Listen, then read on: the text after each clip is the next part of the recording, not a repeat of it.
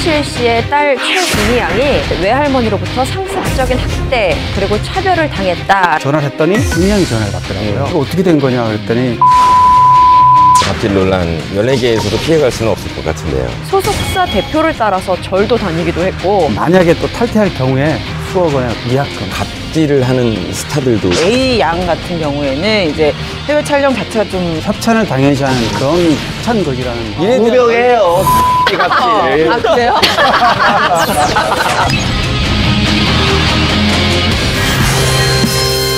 여러분들이 궁금해하는 팩트를 알려드립니다. 사실에 근거한 이야기를 나누는 시간 풍문으로 드라쇼! 반갑습니다, 여러분. 반갑습니다. 오늘 역시 풍문쇼의 새로운 얼굴이 찾아왔습니다. 이분 하면 생각나는 단어가 몇 개 있죠. 4차원, 직설, 돌직구. 오늘 풍문 가족들 분발하셔야 할 것 같습니다. 차오루 씨 반갑습니다. 안녕하세요. 안녕하세요. 어서 오십시오. 안녕하세요. 피에스타 차오루입니다. 아니 저희가 녹화 들어가기 전에 지금 뭐 간단하게 얘기를 나눴는데 네. 어때요? 어색하지 않으시죠? 일단 선배님도 다 뵌 적 있어서 네. 어색하지 않은데 반대편 기자님들 좀 무서워요. 아니, 여기서 근데- 딱 보면 네. 청군 홍군입니다. 그런데? 아니 그런데? 그런데? 아니 근데 저희가 이제 역대 이제 게스트분들이 많이 나오셨는데 네. 차오루 씨가 가장 긴장을 사실 안 하신 편인 건 맞아요. 맞아요. 진짜요? 네, 사실 원래 저 자리가 네. 좀 단명하는 자리. 내가 봤을 때 차오루가 꽤 찰 것 같다. 예감이 좀 좋아요. 본인 자리 같아. 네. 자, 오늘 출연 각오 한마디 해주십시오. 이 프로그램 각오 필요한 프로그램이에요? 저는 참고로 네. 외국인이니까 보험이 없어요. 좀 살아남으면 좋겠어요. 네. 자, 차오루 씨 오늘, 알겠습니다. 네, 차오루 씨 오늘 하고 싶은 말 다 하시고요. 네, 거침없는 입담 기대해 보겠습니다. 오늘은 핫풍문으로 시작해 보겠습니다. 김여성 기자님, 오늘은 핫풍문이 어떤 내용인가요? 네, 최근 연예계를 뜨겁게 달군 안타까운 사건입니다. 지난 8월 5일이었죠.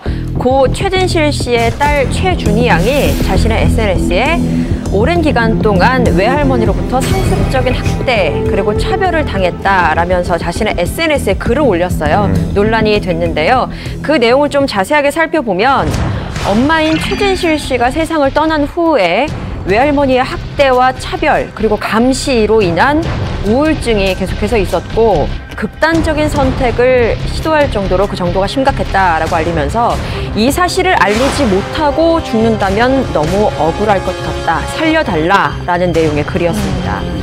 이 글이 끝이 아니었습니다. 이제 지금 집 밖으로 도망 나와 있습니다라는 글과 함께 도로에 서 있는 듯한 발사진과 그리고 할머니의 학대에 대한 주장을 뒷받침하는 듯한 깨문 흉터 그리고 폭력을 막다가 생긴 것이라고 적힌 사진을 기재했습니다.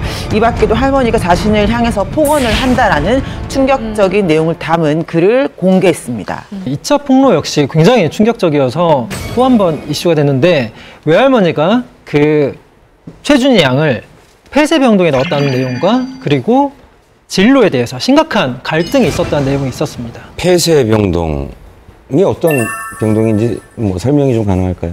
현재 뭐 구체적으로 나와 있지는 않지만 어쨌든 폐쇄된 거였다면은 안 갔을 거다 이렇게 얘기하는 걸 봐서 정신과 관련된 심리 치료를 위해서 아마 들어갔던 곳으로 보여집니다. 또 하나 그 진로에 대한 거는 아이돌 서바이벌 프로그램이었죠. 아이돌 학교에 2차 오디션까지 합격을 했는데 외할머니가 이를 막아서 더 이상 이제 나가지 못했다라는 얘기를 했습니다.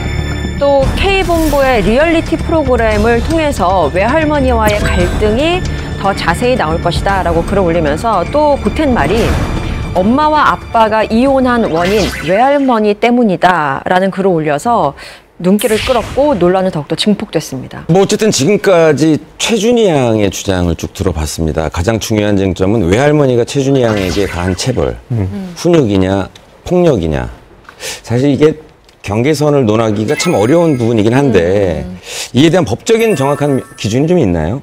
그냥 이유가 없이 어떤 습관성인 경우에는 물론 폭력에 해당하겠지만 사실 저는 이제 엄마 된 입장이기 때문에 아이가 잘못을 했을 때는 물론 말로 훈육을 하는 게 가능하지만 그 이상의 어느 정도 체벌이 필요하다고 생각되는 시점에는 해야만 하거든요. 그래서 저는 이게 뭐 이유가 있는 거라면 저는 그런 상습적인 폭력이나 뭐 이런 건 아니라고 저는 생각해요. 맞아요. 저도 어렸을 때 저를 되게 엄격하게 시켜셔서 저 어렸을 때 우리 엄마 날 싫어하나 봐. 내가 우리 엄마 친딸 아니나 봐. 그 생각했었거든요. 많이 맞아요. 내가 하도 엄마한테 맞아가지고 엄마 날 주워온 딸이나 봐. 그 생각했었거든요. 근데 지금 사회생활 시작하니까 차로 씨 이런 거 되게 잘한다고 이거 우리 엄마 어렸을 때 가르쳐 준 건데 오히려 지금 엄마한테 되게 고마워요. 그래서 어렸을 때 몰랐었어요. 훈육이 훈육이려면 받아들이는 사람도 이건 폭력이 아니라 훈육이니까 네. 좀 아파도 받아들일게. 엄마의 마음, 뭐 할머니의 마음 이해할 수 있어. 가 돼야 되는데 지금 당사자가 이걸 폭력으로 받아들이고 있다면 그건 이미 훈육이로서의 기능을 상실하는 상태이기 때문에 대화가 매우 부족한 상태이고 뭔가 일방적으로 뭔가가 일어나지 않았나 하는 추측은 해볼 수 있을 것 같아요. 외할머니가 최준희 양의 연예계 진출을 글쎄 막는다는 표현이 맞을지 모르겠는데 반대를 하는 이유 어떤 걸까요? 그런데 이 갈등이 이제 표면적으로 이 최준희 양이 이제 터뜨린 계기는 이번에 뭐 아이돌 오디션 프로그램에 나가려고 했는데 막았다 이거잖아요. 저는 근데 오히려 이걸 듣는 순간 할머니가 어느 정도 극단적인 수단을 동원해서 이걸 막겠다는 게 약간 이해가 되는 게 뭐냐면은 우리가 뒤집어 놓고 보면 할머니 입장에서 생각해보면요. 자녀 둘과 거기다 사위까지 해가지고 그 다 연예계 및 좀 사회 뭐 공인 활동을 하다가 안 좋게 비극이 났는데 이제 혼역을 하겠다 그러는데 얼마나 트라우마가 있겠어요. 근데 또 준이의 입장은 오빠 환희가 연예계에 몸담고 싶다고 얘기했을 때는 할머니께서 굉장히 또 지원을 해주기 위해서 노력을 했다는 거죠. 그렇기 때문에 준이는 오빠와 나를 지금 차별하고 있다, 할머니가. 차오루 씨는 과거에 환희군과 촬영을 같이 한 경험이 있죠? 있어요. 그 위대한 유산이라는 프로그램 환희 씨랑 같이 촬영해봤어요. 저 그때 기억 중에 말이 많지 않지만 그래도 꽤 긍정적이고 끼도 많다고 기억하고 있어요. 제가 춤출 때도 따라하고 굉장히 되게 사랑스러운 아이였어요. 근데 본인이 그 환희군은 그럼 연예계에 진출하고 싶은 어떤 생각이 있어요? 사적으로 할 시간이 없어서 그거에 대해서 물어보지는 못했었어요. 준희 양의 글에 따르면 이런 부분이 있었어요. 주변의 어른들이 이모 할머니가 준희 양의 재산을 노리고 키운다는 이유로 싫어한다라는 뭐 이야기를 했다고, 그것 때문에라고 얘기를 하는데 이거 역시도 외할머니가 그거에 대한 입장을 따로 밝히지 않아서 사실 여부는 확인되지 않았습니다. 최준희 양이 또 말한 그 이모 할머니는 어떤 분인가요? 이모 할머니에 대해 준이가 이런 얘기를 했습니다. 피는 섞이지 않았지만 제가 태어나자마자 키워주신 분이 바로 이 이모 할머니다라는 얘기를 했었고요. 늘 아이들 뒤에 외할머니와 이모 할머니가 같이 있는 모습을 저도 굉장히 많이 봤었고, 기자들이 좀 외할머니에게 좀 뭐 인터뷰라도 좀 이렇게 하려고 하면 늘 이 이모 할머니가 중간에서 좀 이렇게 케어해주는 역할을 매니저처럼 그런 역할을 계속 했던 것 같아요. 또 제가 알기로는 조성민 씨 역시 이모 할머니와 굉장히 좀 소통을 많이 하고 얘기를 많이 했던 걸로 알고 있어요. 근데 이게 이모 할머니 하면 이모 할머니예요? 이모 할머니라면 피가 안 섞였다는 게 말이 안 되잖아요. 그냥 집에서 그냥 그렇게. 왜냐하면 최진희 씨가 혈연 관계가 없는. 예전부터 이모 늘 그렇게 불렀기 때문에 제가 마침 준희 양의 글을 보고 이제 이모하고 통화를 하기 위해서 전화를 했더니 준희 양이 전화를 받더라고요.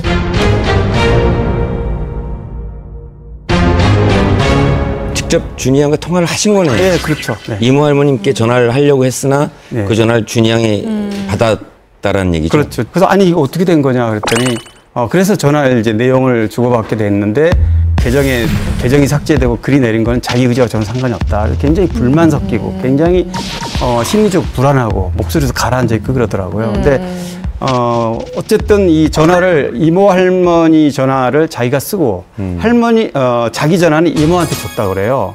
그래서 두 사람 소통은 그런 걸로 봐서도 자주 의사소통이 되는 걸로 이렇게 보여지더라고요. 준희 양이 사실 재산에 대해서 좀 얘기를 하고 언급을 하긴 했는데 많은 분들이 최진실 씨의 재산이 또 누구에게 상속되어 있는지 또 궁금해 하시거든요. 그러니까 최진실 씨 재산은 뭐 규모는 아직까지 뭐 크게 밝혀진 건 없지만은 최준희, 최환희 이제 그 남매에게 이제 가게 돼 있고요. 상속되어 있고. 근데 둘 다 아직 미성년자다 보니까 후견인으로서 이제 외할머니가 권리 행사할 수 있는 상황인 거고, 만약 외할머니에게 그러니까 후견인으로서의 자격에 어떤 치명적인 문제가 생겼을 경우에는 검사나 아니면 후견 감독인의 청구로 교체할 수 있긴 합니다. 후견인을. 그런데 이렇게 과거에는 이제 삼촌 이내에 가까운 친족으로만 정할 수 있었는데 최근에는 민법이 개정되면서 그 제한이 없어지긴 했는데 그렇다 해도 법원에서 친족이 아닌 사람에게 부여할 때는 아주 세심하게 심사하기 때문에 현실적으로 어렵습니다. 준희 양이 2차 폭로글을 올린 이후에 SNS를 통해서 뭐 더 이상의 글은 남기지 않는 걸로 제가 알고 있는데 그렇다면 준희 양은 지금 어떻게 지내고 있나요? 2차 폭로 글을 올린 그 이틀 후인데요. 그 이영자 씨가 준희 양의 상태를 심히 걱정을 해서 외할머니의 동의를 얻어서 병원에 준희 양을 입원시켰다고 합니다. 그리고 3일 후에 퇴원을 해서요. 이모 할머니의 집에서 안정을 취하고 있다는 사실이 좀 알려졌습니다. 이영자 씨뿐만 아니라 친가족처럼 준희 양을 돌보는 스타들이 또 있잖아요. 네, 뭐 워낙 많이 알려져 있지만 이제 고 최진실 씨가 생전에 뭐 잡법 클럽, 그러니까 최진실 사단 이렇게 분류를 되게 이제 언론에서 그렇게 했는데 뭐 대표적인 이영자 씨가 뭐 그 멤버 중에서 가장 친했던 친구고 홍진경 씨도 이제 방송 출연을 하고 싶어 하니까 준희 양을 방송국에 초대해서 방송국에 같이 이렇게 뭐 카메라에 노출도 되는 그런 여러 가지 조언도 해주고 그래서 굉장히 믿고 의지하는. 그런데 유일하게 그 기자가 한 명, 우리 풍문의 패널로도 어떤 김대호 기자가 이제 언급이 됐는데, 김대호 기자는 이제 고 최진실 씨가 사망하기 마지막에 있었던 걸로 본인도 굉장히 그 부분에서 안타까워하는 부분도 있는데, 그래서 뭐 저를 포함해서 몇몇 사람이 고 최진실 씨가 생전에 굉장히 친했던 기자들이 있어요, 또요. 네, 뭐 준희 양은 이제 주변 어른들의 도움으로 이제 안정을 좀 취하고 있다가 이제 SNS를 통해서 자기 신경을 내비쳤는데요. 이제 10일에는 이제 비공개로 전환된 상태에서 10일에는 니들 마음대로 떠주세요. 맞지 않는 소리니까 들어는 드릴게. 이런 얘기를 올렸고 또 14일에는 노빠꾸 이렇게 이제 뭔가 의미심장한 그런 글을 남기기도 했는데요. 뭔가 악플도 많이 받아서 신경이 좀 많이 불편했던 것 같기도 하고 또 어쨌든 그렇지만 다시 돌아가거나 말을 뭐 번복하거나 하는 일은 없다라는 의미심장한 그런 글로 보여서 지금 좀 제 생각엔 많이 여전히 불안정한 심리 상태가 아닐까라고 추측해 볼 수 있을 것 같아요. 네. 그리고 또 할머님이랑 준이랑 같이 찍는 리얼리티 예능 프로그램 원래 10일 나오려고 하는데 연기됐다고. 네네. 원래 10일에 방송 예정으로 알려졌는데 예고편이 나간 상황에서도 방송을 단 하루 남기고 미뤄졌죠. 네. 그리고 17일에도 역시 볼 수 없었고요. 방송은 무기한 연기가 됐습니다. 준희 양이 이제 그 제작진에게 연락을 해서 외할머니와 앙금이 해결되지 않았으니 방송을 연기해달라라고 직접 요청한 것으로 전해지고요. 두 사람의 갈등이 혹시 다른 방향, 의도하지 않은 방향, 혹시 그렇게 비춰지지 않을까 하는 마음이지 않았을까 이렇게 추측은 됩니다. 근데 제가 궁금한 게 만약에 할머님이 그 준희 예능하고 방송 연예인 하는 거 싫어하신다면 같이도 방송 나오시네요? 제가 만약에 엄마였으면 내가 아예 출연 안 할 것 같아요. 예전에도 인물 다큐 비슷하게 이제 그런 형태 예능 이렇게 웃고 뭐 이런 게 아니고 부모와 이제 엄마와 삼촌 연애 활동의 그 2세로서 이제 그런 부분에 조명하기 위해서 외할머니도 같이 방송을 그러니까 차오루 씨의 질문은 아예 TV 안 나올 것 같아요. 그러니까 뭐 할머니 입장에서는 그 어떤 방송도 안 하겠다라고 선언을 하고 얼굴을 아예 안 노출을 안 시키실 것 같다. 근데 뭐 이런 방송은 뭐 촬영을 했다라는 게 조금 궁금해요라는 얘기죠. 네, 궁금했었어요. 뭐 일단 준희 양과 외할머니 사이에 다툼이 생겨서 환희군이 경찰에 신고를 했다라는 보도도 있었고요. 그 이후에 경찰 조사 결과는 어떻게 됐나요? 뭐 일단 환희군이 신고를 했어요. 그래서 서초경찰서에서 출동을 했는데 그때 출동한 경찰 측에 따르면 어쨌건 저녁 식사 후에 정리를 하던 도중에 뭐 다툼이 있었고 그때 고성이 오갔으며 약간의 물리적 충돌이 있었다라는 설명을 했는데 이후에 양쪽에 뭐 처벌을 원하지 않는다는 것 때문에 귀가 조치가 됐습니다. 이후에 최준희 양이 먼저 조사를 받았고 이후에 외할머니가 조사를 받았죠. 그리고 이영자 씨 도움으로 입원을 했던 그 다음 날이죠. 9일 준이 양은 아동 심리 전문가를 제동한 상태에서 경찰 조사를 받았다고 합니다. 이제 다행히 준이 양은 뭐 할머니를 처벌할 의사는 없다라고 밝혔고요. 현재 할머니가 가진 친권을 박탈해 달라고 요구한 상태라고 합니다. 이에 대해 경찰은 뭐 입장을 밝히고 있는 상황은 아니에요. 그리고 지난 15일이죠. 자신의 SNS에 최준희 양이 근황을 올렸습니다. 검은 마스크와 빨간색 모자를 쓴 모습이었고 많은 사람들이 걱정을 했는데 그 걱정과는 조금 달라 보였어요. 물론 사진 한 장으로 다 판단할 수는 없겠지만 그래도 조금 밝은 모습으로 자신의 모습을 또 공개한 바 있습니다. 어쨌든 뭐 이게 훈육인지 폭력인지 뭐 확인을 위해서라면 시간과 조사가 더 필요하겠죠. 만약에 아주 만약에 이게 만약에 아동폭력으로 인정이 된다면 외할머니는 친권을 뺏길 수도 있나요? 그러니까 사실 민법에서는 이제 친권자에게 어느 정도 징계권을 부여하고 있긴 한데 이게 이제 학대의 범위에 이르게 되면은 그건 이제 친권을 상실하게 되는 친권과 재산권의 효력 상실이 이루어질 수 있는 부분인데 이거 아마 가리기 굉장히 힘든 사안일 겁니다. 그래서 만약 그렇게 한다 하더라도 상당한 기간의 법적 절차가 필요할 것이고 그래서 잘 살펴봐야 될 것이 과연 이번에 진짜 터진 게 그 특정 프로그램에 대한 출연 여부를 가지고 이제 그 절박함이 표출된 건지 아니면 실제로 어떤 쌓여왔던 누적된 내가 예를 들어 하다못해 내 그 건강권의 위협까지 받을 정도의 위협을 느껴가지고 이게 분출된 건지에 대해 가지고 아마 판단 좀 할 겁니다, 사람들. 근데 외할머니께서 경찰 조사를 받고 5시간을 받고 나왔는데도 거기서도 이제 기자들 만나서 말을 안 했잖아요. 그러니까 이런 말을 아끼는 모습이 오히려 진짜 손녀를 외손녀를 아끼는 모습이 나는 더 느껴져. 여기서 오히려 입을 열고 진흙탕이 됐으면 사실 좀 다른 의도가 있지 않았나라는 좀 생각을 했을 텐데 오히려 그 부분이 저는 더 힘을 실어주는 것 같아요. 이게 자식을 키워보니까 그 자식이 내 마음대로 될 때까지가 있어요. 그냥 하지 마 그럼 해 그럼 해 라고 할 때가 있는데 그거를 벗어나는 순간 해탈감이 오면서 이제 얘가 내 마음대로 안 되는구나라는 불안감 때문에 하지 말라는 소리가 더 많이 나가고 더 크게 나가요. 근데 그거를 막을 수 있는 건 없는 것 같아요. 보니까 오히려 한다는 걸 할 때 저희가 어떻게 이 방향을 제시해 주냐 부모가. 근데 좀 아이러니한 부분은 한 가지 있는 것 같아요. 저도 오늘 이제 뭐 얘기를 듣다 보니까 드는 생각이 아직 어려서 그럴 거야. 뭐 여자라서 예민해서 그럴 거야. 혹은 할머니가 그랬을 리 없어라고 약간 뭐 아는 것들이 있으실 테니까 그렇게 얘기를 하셨는데 사실 최진실 씨나 뭐 악플 같은 것 때문에 많이 상처를 입으셨잖아요.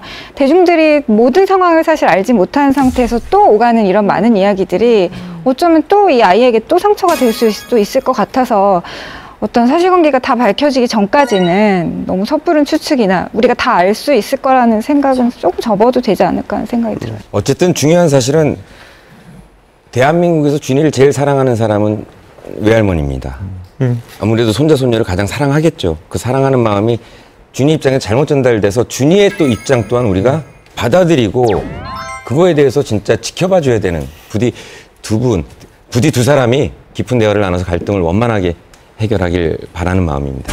박찬주 대장의 부인인 전 모 씨가 공관병을 상대로 해서 갑질을 했다. 노예처럼 부리기도 하고 심지어는 속옷빨래까지. 너네 엄마 이렇게 가르쳤니? 여기서 그치지 않습니다. 전자팔찌를 자살을 기도한 병사도 있었다고. 이거에 대한 제보가 있었는데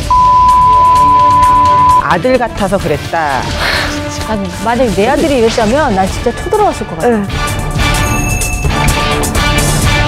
최근 군인권센터에 갑질과 관련된 충격적인 제보가 들어왔다고 하는데 이건 무슨 얘기인가요? 네, 굉장히 충격이었습니다. 지난달 31일이었죠. 육군 제2작전사령부의 박찬주 대장의 부인인 전 모 씨가 공관병을 상대로 해서 갑질을 했다라는 논란에 휩싸였습니다. 군인권센터에 이제 제보가 들어왔던 건데요.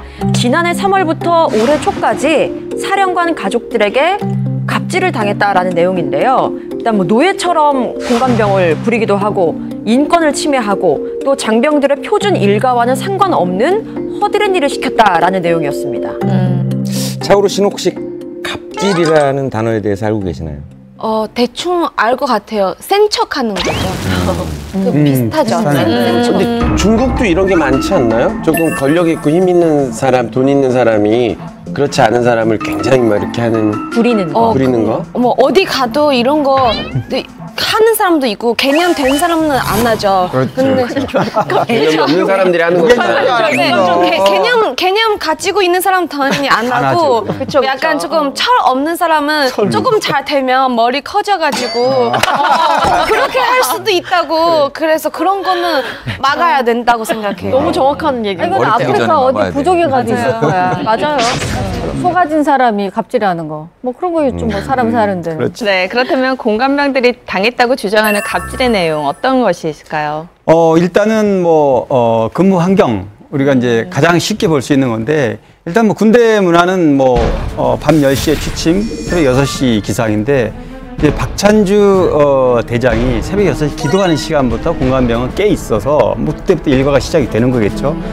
그래서 이제 밤 10시까지 이렇게 거의 붙잡혀 있다시피 했다 이런 주장이고 또 만약에 손님이 와서 늦어지면 10시에 취침 시간인데 12시까지 또 이렇게 붙들려서 휴식 시간까지도 주방에서 대기하고 그러니까 늘 과중 업무에 시달렸다 이제 이겁니다. 또 아내 전 씨는 공관에 중요한 일이 생길 수 있다라는 이유로 이 공관병과 조리병을 공관에서 떠나지 못하게 했다고 하고요. 또 병사 식당에서 조리병들이 이제 도시락을 싸서 공관으로 배달을 하면 공관병들은 주방에 있는 식탁에서 끼니를 먹어야 했다고 해요. 또 박 대장 부부가 식사를 마쳤을 때야 식사를 할 수 있었고 그마저도 후식 준비를 해야 하기 때문에 한 명씩 뭐 교대를 해서 밥을 먹었다라는 주장이 일고 있습니다. 너무 인간적이지 않은 거 아니에요? 그렇죠. 네. 근데 그 주관에서 주로 하신 일은 뭐예요, 병사들? 원래 이제 연대장급 이상의 지휘관이 거주하는 공관에 이게 거주하면서 공관을 관리하는 게 주 업무인데 사실 전직이 났다 그러면 빨리 연락해야 되는데 어딘지 찾기 힘들고 이를 만드니까 공관병이 배정되어가지고 그런 연락 업무를 담당하기 위해서 있는 건데 잡무까지 맡게 된 거죠. 어느 정도 사회적인 지위가 있기 때문에 당연히 기본적인 예의를 지켰을 거라고 저희는 보통 추측을 하죠. 어쨌든 공관병 같은 경우에 이제 장군 부부에게 저녁 식사를 대접하고 치우고 이런 거는 자기 업무지만 자녀들의 가외로 하는 부분에 대해서 이제 간식을 마련한다든지 또 둘째 아들도 당시에 이제 군인 신분이었는데 휴가 나오면 또 역시 간식이라든가 이런 것도 제공해야 되고 심지어는 속옷 빨래까지. 근데 제가 보기에는 공관병이 하는 일이 정말 다양하지만 같은 군인 신분, 같은 나이 또래에 아무리 장군의 아들이라도 속옷 빨래를 해서 각이 잡히지 않았다. 예를 들면 속옷이 주름이 졌다 해서 이제 혼이 났다 그러는데 사실 저도 군대 가서 느꼈던 게 속옷이 주름 좀 잡히면 어떠라 이랬지만 군대는 이렇게 딱딱 규격화돼야 되기 때문에 속옷에도 이렇게 모양을 내서 딱딱 각이 잡히게 하는 문화가 있습니다. 어쨌든 그런 것까지 좀 심하게 했고 또 전을 간식으로 줘라 그랬는데 제때 못 줘서 전으로 얼굴에 뿌렸다. 이건 완전히 원리 인격화된 그런 행동이었다고 보여집니다. 그러니까 저는 당번병 출신이에요. 그런데 저는 연대 저희 대대장님 당번병 출신인데 사실은 제가 그 보직을 맡았을 때 모든 병사들이 너 땡 잡았다. 너 저거 땡이다. 최고다. 그런 보직이라고 해서 굉장히 좋은 줄 알고 저는 시작을 했는데 제가 몇 개월, 한 3개월 지나서 수양록이라는 게 있잖아요. 네. 거기에 제가 쓴 게 진짜 죽고 싶다. 제가 그걸 썼어요. 저뿐만이 아니라 같이 있었던 그 현역병도 항상 죽고 싶다를 노래처럼 했던 그런 기억이 나서 이 병사의 마음을 전 좀 많이 이해를 하겠더라고요. 그리고 박 대장의 갑질 여기서 그치지 않습니다. 정해진 업무 내에 이제 공간 내에 박 대장이 사용하는 미니 골프장이 있었나 봐요. 근데 이 공관병과 조리병이 마당에서 이렇게 골프 공을 줍는 게 또 일과였다고 하고요. 또 부대에 또 모가가 열렸대요. 그 모가를 따서 모가청을 만들어라 라는 것과 함께 또 텃밭에 있는 감을 따서 꽃감을 만들어라 이런 정말로 본인 업무와 상관없는 일을 계속 시켰다고 합니다. 무슨 팥쥐 엄마야? 그게 사실은 저는 제가 해야 되는 임무라고 생각을 했거든요. 그래서 제가 제일 잘했던 게 구기자에 인삼하고 대추 해가지고 아침부터 끓이면 정말 맛있는 구기자차가 되는데 홍장금 그 구기자차랑 커피 정말 완벽한 비율로 정말 잘 타서 손님들 오셨을 때 늘 칭찬받았어요. 그러니까 이런 것 제가 할 일이 그거라고 생각을 했어요. 저는 그 당시에. 근데 이게 원래 업무가 아니라는 거예요. 아니 업무예요 그게. 손님 왔을 때 그러니까 이거 봐요. 저희끼리도 이것이 업무가 어디까지냐에 대해서 생각이 다르고 그러니까요. 되게 경험하셨던 분 스스로가 그건 제 업무였어요라고 말을 할 만큼 이 부분이 애초에 명확하지 않아서 시킨 사람 생각을 해보면 시킨 사람은 애초에 이것이 다 업무라고 생각을 했던 것 이렇게까지 같아요. 다 저희는 해왔는데 부당하다고 왜 생각하지. 뭐 이렇게 관행처럼 생각할 수 있겠죠? 있었어. 아니 근데 공관병이 그 사단장님을 뭐 사단장이면 사단장 뭐 대장님 대장 있잖아요. 그 모시기 위해서 가서 밥과 식사와 뭐 그런 기타 등등의 그 허드렛 일을 책임지는 게 맞아요. 그게 업무예요, 사실. 업무예요. 업무. 그럼 이것도 문제가 그러면 여기서 근데 호텔 아니죠. 그게 아니라 근무 시간이라는 게 주어져 있잖아요. 그 근무 시간을 벗어난 또 그 공적인 일이 아니고 개인 사적으로 가족을 위해서 했다든지 특히 이 박찬주 대장 같은 경우는 부인이 더 갑질했다는 거 아니겠습니까? 그러니까 이런 부분에 대해서 충분히 비난의 대상이 된다고 보여지는 거죠. 아니 그렇다면 다 좋은데 전자팔찌를 채웠다. 이건 또 무슨 얘기예요? 이거는 좀 굉장히 사회적인 업무인가요? 저도 강아지 그 목에 그거 짖지 않게 차는 것처럼 팔찌를 차는 거예요? 자, 제가 설명을 저기 해드릴게요. 차은우 씨 고정 맞으니까 이제 아니 지금 네, 이 전자 팔찌가 여론이 가장 들끓었던 부분 중에 하나였어요. 일단 박 대장 가족이 머물고 있는 그 관사가 2층 집으로 되어 있는데요. 1층 식당 내의 식탁 그리고 2층에 각각 하나씩의 호출용 벨이 붙어 있다고 합니다.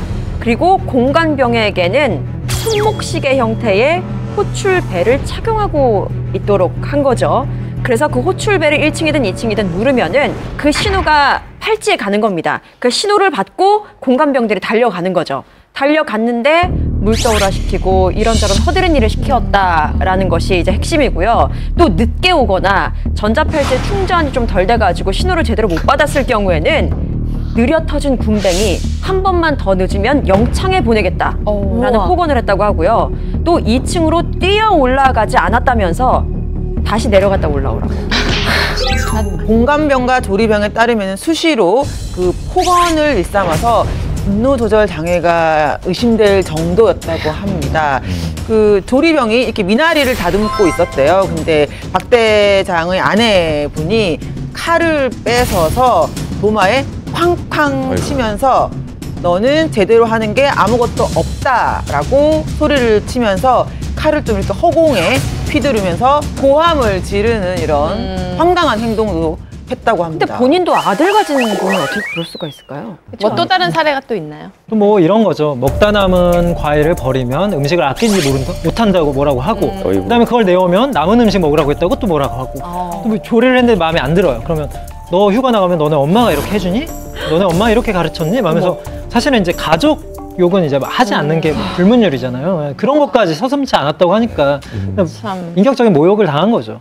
아니 근데 이제 그 박 대장 집에 냉장고가 아홉 대 있었다고 하는데 그 안에 음식이 가득했는데 불구하고 뭐 그 공관병이 먹은 건 아니었고 나눠 먹지 못했고 그리고 안에 과일 같은 게 썩으면은 보관을 잘못했다고 이제 집어던지고 안에 갈치가 있었는데 갈치가 썩어서 버렸더니만은 찾아오라고 해가지고 찾아왔더니 또 먹으라 그러고 이런 거는 경악할 수밖에 없다는 건데 저희 가게도 냉장고가 9대가 아닌데 공관에 9대가 있다는 건 대단하네요. 또 하나 또 사례가 이 그 박 장군의 그 아내 전 씨 경우 참 이게 참 도대체 이해가 안 가는 부분이에요.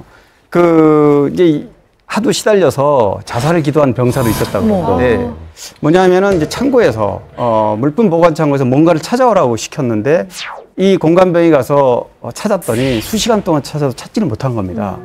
그래서 이제 이 워낙 평소에 그 스타일을 알기 때문에 두려워서 정말 자살 기도를 했다고 그러는데 나중에 알려진 얘기지만 그 물품 찾고자 했던 찾아오라 한 그 물품은 이전 관사에서 아예 가져오지 않았던 물품이었다고 그래요. 그래서 뭐 다행히 다른 부관이 발견해서 뭐 그런 좀 안 좋은 일은 면했다고 그러는데 인격적으로 완전 무시당하는 노예 같은 사람으로 보지 않는 이게 잘못됐다는 거죠. 네. 그렇죠. 검찰 조사가 진행될수록 새로운 피해자들의 제보가 계속해서 나오고 있다고 합니다.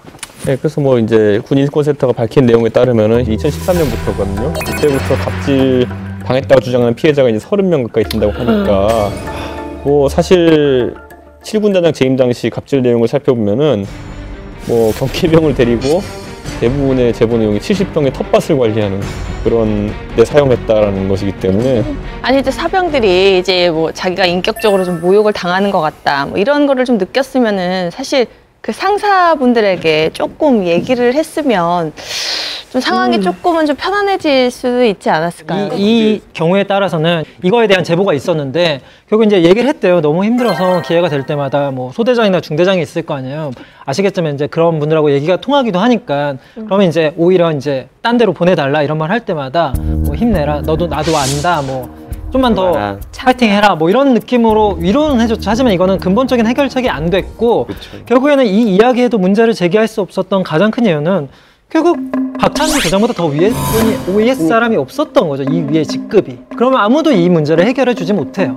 사실 뭐 이런 문제를 외부에 알릴 수도 있지 않냐 뭐 이렇게 얘기한 사람이 있는데 사실 공간 내에서는 인터넷 자체가 안 된다고 하고요. 전화를 걸러 가려고 해도 본부대대가 한 20-30분 거리에 있다고 합니다. 그리고 공간 외출은 뭐 금지가 돼 있는 상태고 특히 사령관 부인 전 씨가 이 공간병들에 대한 통제가 매우 심했는데 그래서 면회, 외박, 외출 등이 거의 불가능한 삶을 살았다고 합니다. 얼마나 대단하길래 이런 얘기를 듣고도 아무도 도와주지 않았다는 거죠? 근데 우리 군에 이제 그 병력 63만이면은 그 중에 별단 사람, 장군이라는 사람 430명 정도밖에 안 되거든요. 그러니까 그 중에서 이제 포스타라고 하는 별 4개짜리인데 대장은 8명이에요. 그렇죠. 이 계급 사회에서 엄청난 그 상위 계급이고 사성 장군 되면 이제 뭐 그래서 연봉도 억소리 나고 고급 세단, 지프차, 헬기까지 다 이제 이용할 수 있고 이런 권력자를 제어할 수 있는 사람은 상급자인데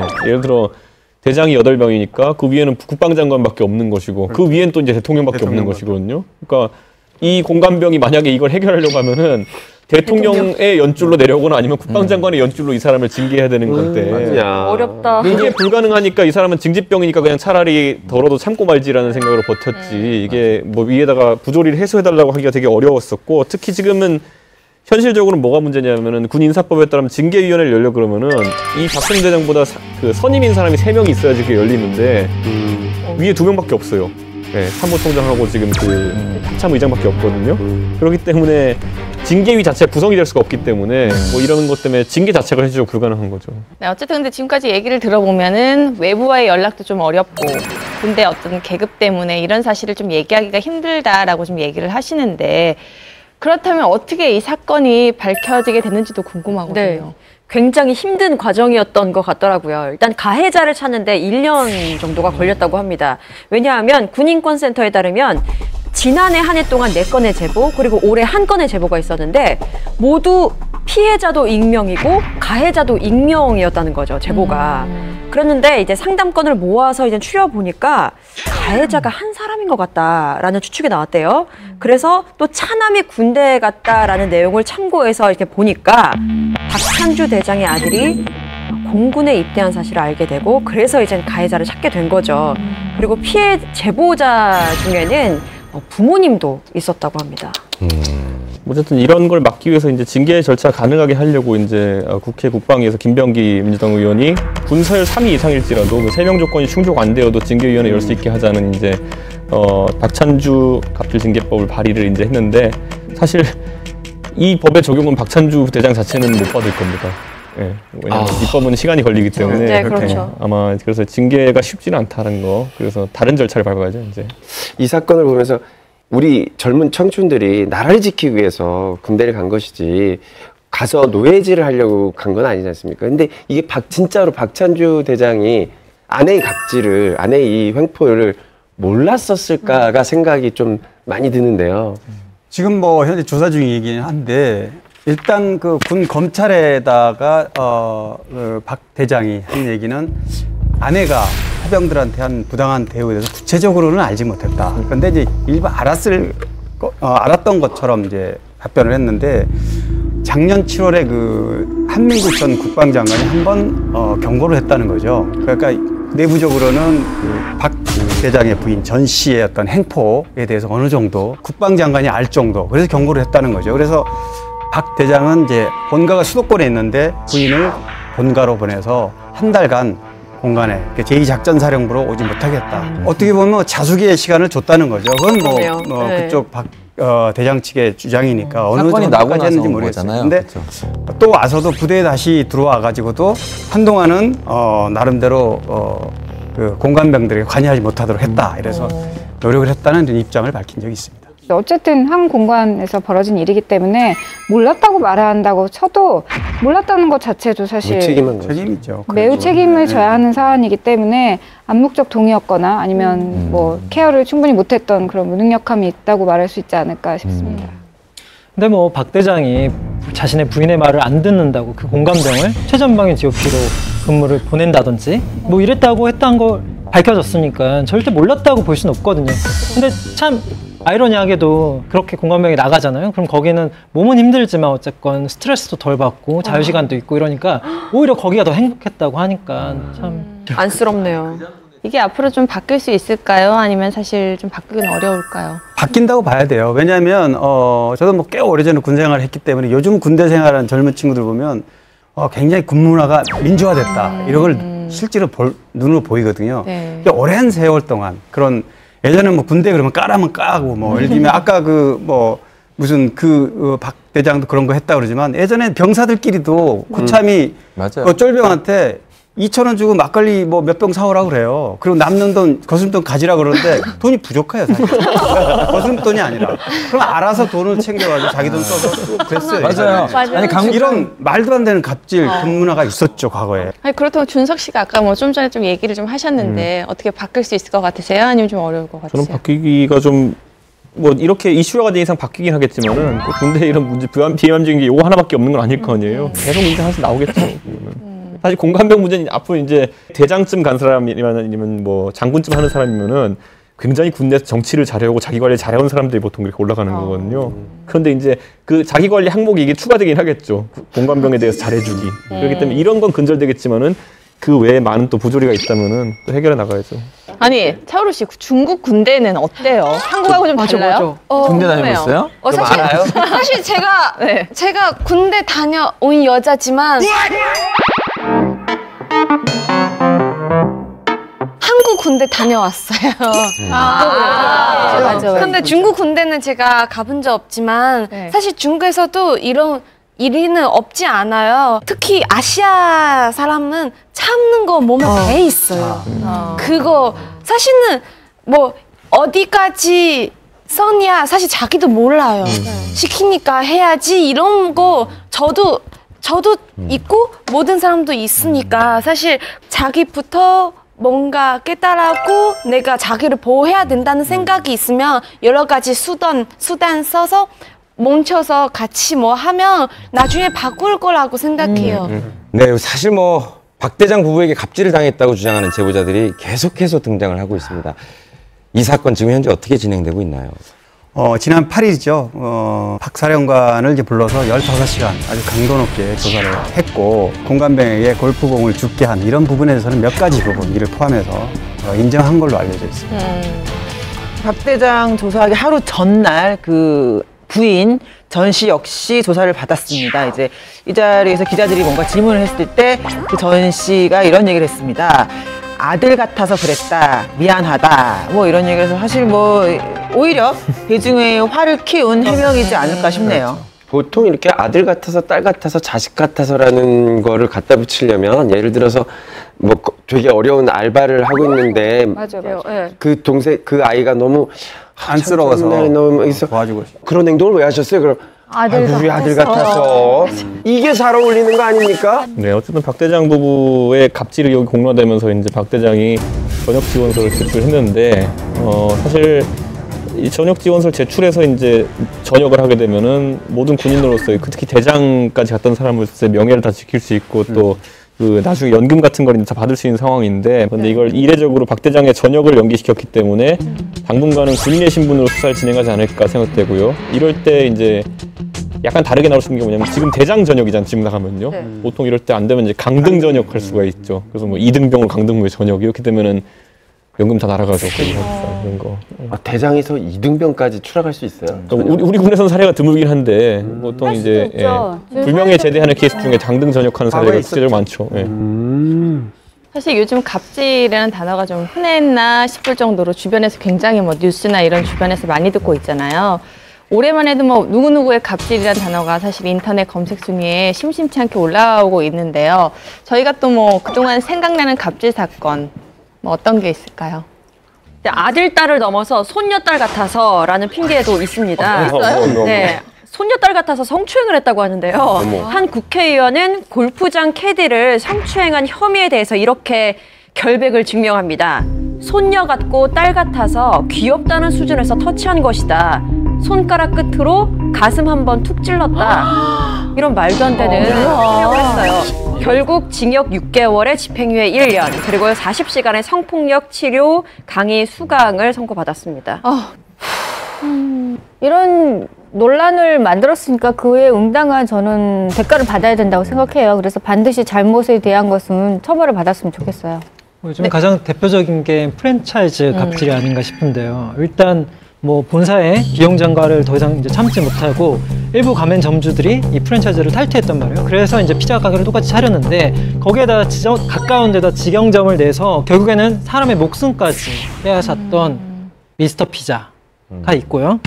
가맹점주들에게 욕설을 하고 따귀를 때리고 금품 상납까지 요구했던 총각내 야채 가게, 그리고 10년 계약 만료 기간에 앞서 일방적으로 계약 해지를 통보하고 결국에는 이제 매장을 본사에 넘기지 않는다고 해서 보복 출점으로 압박을 가했던 신선 설렁탕, 그런 것들이 있는 것 같습니다. 사실 뭐 기업 대표들이 운전기사에 대한 갑질 논란은 사실 잊을만 하면 한 번씩 나오는 뉴스이기도 합니다. 지난 14일이었죠. 그 홈앤쇼핑 대표 강 대표가 운전기사에게 갑질을 일삼았다라는 주장이 제기되고 있습니다. 실제로 2개월간 5명의 운전기사가 교체됐다고 합니다. 이런 거랑 비슷한 사례도 또 있어요. 지난 7월에도 있었는데 종근당의 회장, 이 회장이 자신의 차를 모는 운전기사를 상대로 폭언을 일삼았다라는 주장이 있었죠. 공개된 그 녹취 내용에 따르면요. 운전 중이던 기사에게 너는 생긴 거부터 뚱뚱해가지고 니네 부모가 불쌍하다. 운전하기 싫으면 그만둬. 어디서 대드냐 건방지다. 라는 인신공격성 발언을 일삼았고요.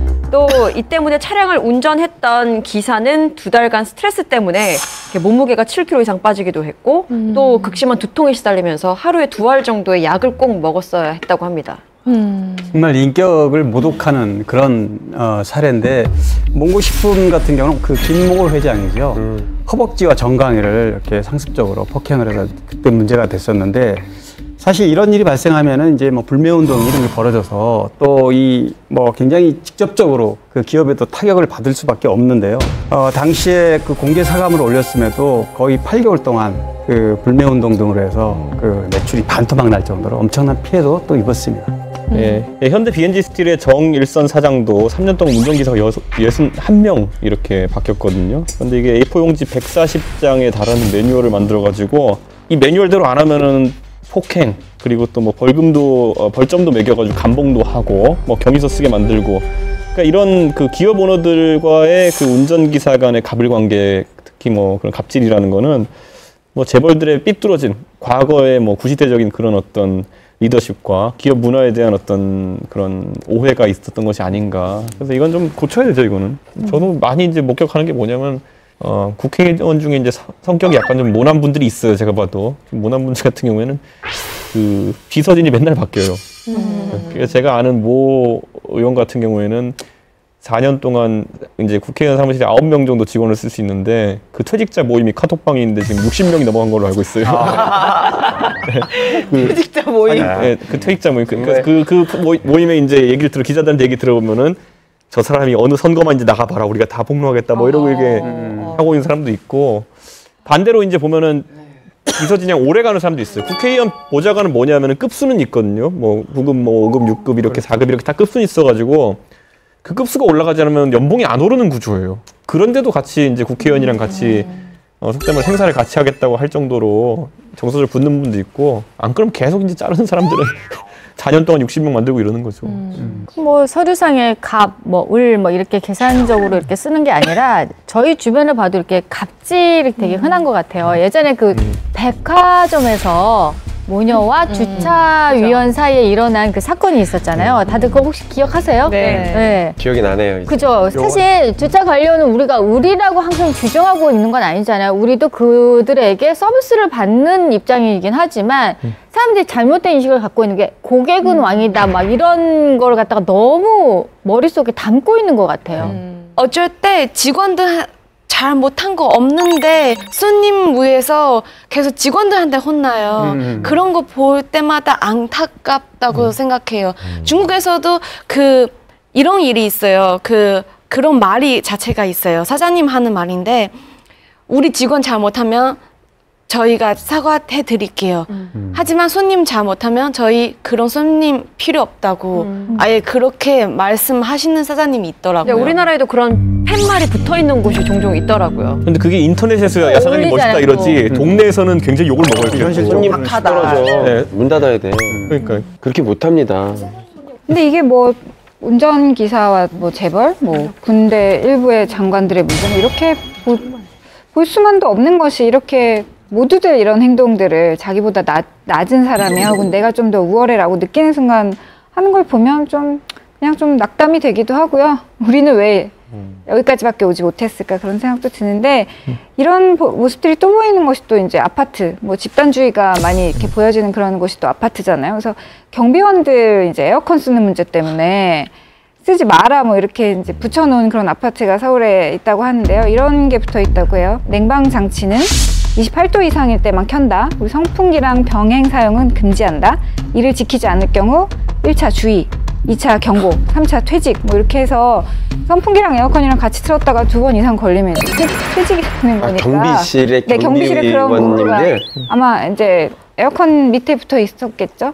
그래서 아예 저는 그림으로 봤는데 아예 에어컨을 이렇게 까만 이렇게 비닐로 이렇게 감싸놓은 그런 사진도 본 적이 있어요. 아예 쓰지 말라고. 그래서 뭐 더울 때는 사람이 장사가 없는 것인데 기본적인 근무 환경조차 지켜주지 않는 그런 걸 보면서 약간 참 부당한 대우는 도처에서 횡행하고 있구나라는 생각을 하게 되죠. 이런 갑질에 대한 처벌이 정말 강화돼야 하는 게 확실한 게 울산의 한 아파트의 관리소장은 그 입주민 대표와의 그 갈등을 암시한 듯한 유서를 남기고 기계실에서 자살했던 경우도 있었고 또 서울의 한 강남 아파트에서는 입주민들의 그 폭언을 견디지 못해서 분신 자살을 시도해서 목숨을 잃었던 일이 있었거든요. 그러니까 이런 경비원들에 대한 이제 갑질 논란이 있다 보니까 경비원에 대한 부당 대우를 금지하는 개정 공동주택관리법이 9월부터 실행되는데 이게 뭐 처벌 규정이 있는 것도 아니고 또 부당 지시가 뭔지가 참 모호해가지고 실효성이 떨어진다는 지적이 나오고 있습니다. 그런데 뭐 우리 잘 알지만은 아파트도 어느 동네에 있는 거냐에 따라 가지고 굉장히 업무 영역이 다르거든요. 예를 들어 오래된 아파트들인데 뭐 강남에 있는 고가 아파트 같은 경우에는 경비원 아저씨들의 주 업무가 발레 파킹 경우도 있어요. 네. 그리고 저희 단지는 이제 옛날에 30년 된 아파트인데 또 상계동은 완전 분리수거 이런 거부터 해가지고 그런 게 자동화 많이 안 돼 있으면은 그런 것들이 주 업무인 것도 있고요. 그러다 보니까 이 법 조항이 모호해지는 그런 결과가 좀 나아지는 거죠. 부당지식에 대해서. 경비원들만큼 갑질당하고 있는 분들 중에 하나가 또 택배 기사분들인 것 같습니다. 아, 너무하더라고요. 네, 아파트에서 택배 차량 진입 자체를 못하게 하는 경우도 많다고 하네요. 사실 이제 뭐 최근 지어진 몇몇 아파트가 이제 그렇다는데 뭐 지상 주차장을 없애고 녹지로 만든다든지 아니면 아이들이 뛰놀 공간이 위험하다 해서 택배 차량이나 뭐 오토바이가 들어오지 못하게 막는다든지 이렇다면 시간 굉장히 많이 입구에다 맡겨놓고 가고 뭐 여러 가지 절차가 복잡해지고 아니겠습니까? 그러니까 그런 측면에서 보면 너무 주민들이 아파트 지나치다 이런 생각도 좀 드네요. 그리고 엘리베이터를 못 쓰게 하는 경우도 있다고 네, 하더라고요. 심지어 뭐 어떤 아파트에는 이런 공지가 붙었다고 합니다.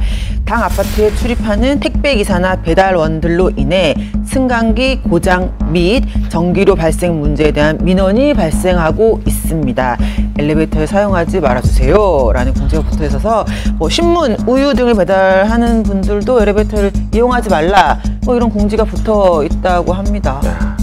아니 만약에 그렇다고 하면은 그 아파트 주소로 만약에 뭐 내가 주민이라고 쳐서 이렇게 물건을 주문하잖아요. 그러면 요 아파트는 배달이 안 됩니다 하고 딱 안 돼버리면 그 주민들은 불편해서 잘 못 살 것 같아요. 그래서 저 실제로 최근에 뭐 이거 공지 같은 걸 본 적이 있는데 뭐 이 아파트 저 아파트 이제 안 됩니다. 그래서 이 요요 택배 회사에서는 그 아파트 이제 뭐 배달을 안 가겠습니다.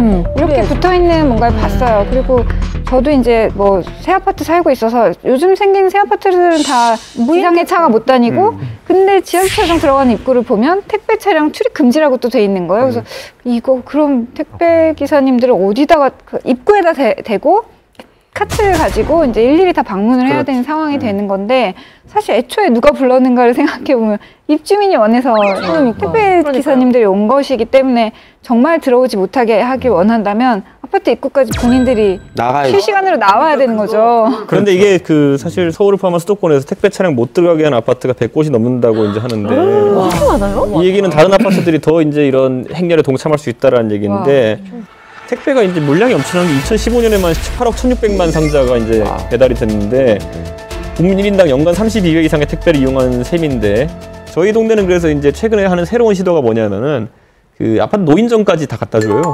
노인정까지 택배 차량이 갖고 와서 노인정에서 다 내려준 다음에 거기서 찾는다. 이제 실버 택배 사업이라는 걸 해요. 그러니까 단지 내에 살고 있는 노인분들이 그걸 들고 이제 가서 배달하고 예를 택배로 2,500원이면은 그 안에 한 건당 한 100원 정도씩 되는 돈을 이제 그 노인분들이 가져가시고 100원, 200원 정도 그렇게 해서 노인분들이 뭐 운동도 하시고 부수 입었고 이런 게 약간 모델이 정착되고 있긴 한데 그것도 나름대로 합리적인 시스템 정착하면은 나름 상생의 시스템이네요. 네, 아니 차오르 씨도 이제 한국에 사신 지 좀 꽤 되셨잖아요. 네네네. 중국에서는 뭐 이렇게 갑질을 한다거나 그런 일은 없나요? 제가 중국에서 사회생활 많이 못해서 잘 모르는데 어렸을 때 중국에서 학교 다녔었어요. 저희 방에서 집안 잘 사는 친구 있어요. 그 친구가 돈도 많아 봐요. 학교에서 숙제도 자기가 안 하고 돈 주고 옆에 친구들한테 시켜요. 그래서 그 생각해 보니까 아빠 엄마한테 그렇게 보고 자라나 봐요. 그런 갑질 같은 것도 사실 부모님으로서 딸한테 그렇게 안 좋은 영향 줄 수 있다는 거 알고 계셔야 돼요. 맞아요. 실제로 네, 그렇게 말이 되게 어려운데 말이 되게 어려워. 잘 맞지 않아요? 뭔가 조합이? 타오르가 더 이상 이제 중국인 척만 안 하면 고정하겠어요. 중국인 척 하려고 계속 말을 좀 이상하게 하잖아. 되게 잘해요. 식당에서는 막 친구들하고 한국말로 잘해. 본인 잘릴까봐 지금. 근데 식당에서 와인 한잔 먹고 나온다. 식당에서 와인 한잔 먹고 나서 이렇게 했는데. 연습생은 의 중에서도 슈퍼의리다라는 수익 배분이 9대2 10년이라든가 13년이라든가 노예 계약서다. 믿을 수 없는 일이 소속사 대표가 연습생 4명에게 성추행을 했고 감금을 했다. 차오르 씨는 연습생 때쯤 뭐 부당한 느낌을 받았거나 뭐 옛날보다 훨씬 잘해주죠. 옛날에는 어땠어요? 우리 회사 사장님 나빠요. 주변 어디에서나 일어나고 있는 갑질 논란 연예계에서도 피해갈 수는 없을 것 같은데요. 네, 그렇습니다. 최근 풍문에서 다뤘던 내용이죠. 김기덕 감독 사건을 예로 들 수 있을 텐데 일단 그 고소를 진행한 여배우의 입장에서는 대본에 없던 데드씬 촬영에 강요가 됐고 또 뺨을 맞았다라고 했기 때문에 이것 또한 뭐 영화 제작 과정에서 좀 일어났던 어떤 관행 그리고 또 영화 감독의 갑질로 볼 수 있지 않을까 싶네요. 연예계 갑질 중에서 가장 빈번하게 일어나고 가장 이제 표면으로 많이 드러나지 않는 그런 사건 중에 하나가 소속사랑 연습생 사이의 갑질 논란일 것 같은데 최근에 이제 더 바이브 레이블이라는 회사에서 연습생 하나가 프로듀스 원원에 출전을 했죠. 거기서 F에서 A까지 오르는 정말 기적 같은 일을 보여주면서 인기를 얻었던 김태동이라는 연습생이 있어요. 그래서 결국 이제 프로젝트 그룹 합류를 앞두고 갑자기 잠적을 했다는 기사가 나오면서 많은 사람들이 궁금해했었는데 결국 지난 7월 28일에 그거에 대한 입장을 밝혔습니다. 스케줄이 끝나고 한밤중에 매니저님은 저희 집과 거리가 먼 신사나 한강대교에 내려주시고 저는 그 내린 장소에서 택시를 타고 집까지 간 게 한두 번이 아니었습니다. 라면서 이 소속사의 낮은 처우를 폭로를 했죠. 계속적으로 반복되는 이 스트레스 때문에 저는 결국 아버님께 모든 것을 이야기 드렸고 그러한 이유로 제가 힘들어한다고 하니 아버님이 친한 지인분의 도움을 받아 내용 증명을 보낸 사실이 있다라고 말을 했습니다. 만약 김태동 군의 말이 사실이라면 이건 엄연히 소속사의 갑질인데 뭐 소속사는 전혀 아니라고 또 이렇게 얘기하고 있고 하여튼 현재까지는 양쪽이 팽팽하게 서로 다른 얘기를 하고 있기 때문에 이 내용의 진위 여부는 좀 두고 봐야 되지 않을까 싶어요. 갑질이라고 보기엔 좀 그런 게 소속사에선 자기 연예인이 잘해서 돈을 벌길 바랄 텐데 왜 집에 안 내려주죠? 근데 이 갑질의 근본은 뭐냐면 누가 우월한 쪽에 있느냐예요. 네. 그러니까 사실 뭐 소속사하고 연습생하고 갑질, 을질 이런 게 있다고 하더라도 거꾸로 보면 그 연습생이 톱스타가 됐을 때 거꾸로 소속사에 갑질할 수도 있는 거예요. 그런 일이 비일비재하게 벌어졌기 때문에. 근데 이 진짜 팩트가 이게 사실인지 아닌지 여부가 지금 아직 확실하지 않다는 거죠. 회사에서 더 잘해주죠. 서로 씨는 요즘엔. 옛날보다 훨씬 잘해주죠. 옛날에는 어땠어요? 옛날에 어땠어요? 우리 회사 아, 그래도 하지. 네. 자기 연예인이 잘해서 돈을 벌길 바랄 텐데 왜 집에 안 내려주죠? 근데 이 갑질의 근본은 뭐냐면 누가 우월한 쪽에 있느냐예요. 네. 그러니까 사실 뭐 소속사하고 연습생하고 갑질, 을질 이런 게 있다고 하더라도 거꾸로 보면 그 연습생이 톱스타가 됐을 때 거꾸로 소속사에 갑질할 수도 있는 거예요. 그런 일이 비일비재하게 벌어졌기 때문에. 근데 이 진짜 팩트가 이게 사실인지 아닌지 여부가 지금 아직 확실하지 않다는 거죠. 회사에서 더 잘해주죠. 서로 씨는 요즘엔. 옛날보다 훨씬 잘해주죠. 옛날에는 어땠어요? 옛날에도 못 주진 않아요. 말해봐. 우리 회사 진짜 깨끗한 회사 다들 아시죠? 어디예요? 우리가 그걸 물어보진 어디가 않았어요. 더러운 회사 어디예요? 왜냐면 다른 회사 다녀본 적 없어서 모르는데 우리 회사 진짜 한국에서 그 손가락 안에 뽑힐 정도로 깨끗하고 진짜 좋은 회사라고. 이제 말 잘하죠. 갑자기 나발총인데요. 네, 근데 그래도 제가 연습생 시절 겪어왔잖아요. 옛날에 하고 지금은 말하는 힘이 또 달라지고. 매출이 되니까 본인이. 네, 하지만 그거 영원하다고 생각하지 않아요. 그거 머리 커지면 안 된다고 생각해요. 왜냐면 사람은 영원하게 스케줄 많은 거 아니죠. 죽을 때까지 사람도 오 이렇게 해주지 않아요. 제가 열심히 안 하면 언젠간 무너질 수 있다는 거 아니까 늦게 조금 스케줄 많아지는 편이라서 좀 알아요. 그래서 갑자기 외국인 노동자 모드 것 같아요. 열심히 해야 나빠요. 사장님 좋아요. 사장님 사랑해요. 최고예요. 80년 넘게 산 저보다 말을 더 잘해요. 우리 한국에서. 그 진심인데? 네, 진짜예요. 네, 뭐 소속사의 갑질 일단 이야기하고 있는데 IBI의 멤버죠. 김소희 양은 과거 연습생 시절에 소속사 대표를 따라서 절도 다니기도 했고 대표가 운영하는 고깃집에서 알바를 한 적이 있었다고 해요.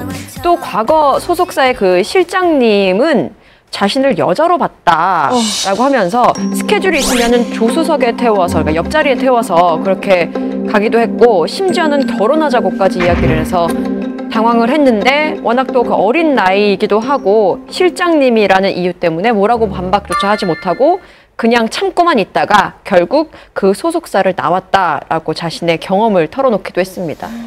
네, 정말 안타깝게도 스타를 꿈꾸는 연습생 가운데 일부는 더 심한 갑질을 당한다고 합니다.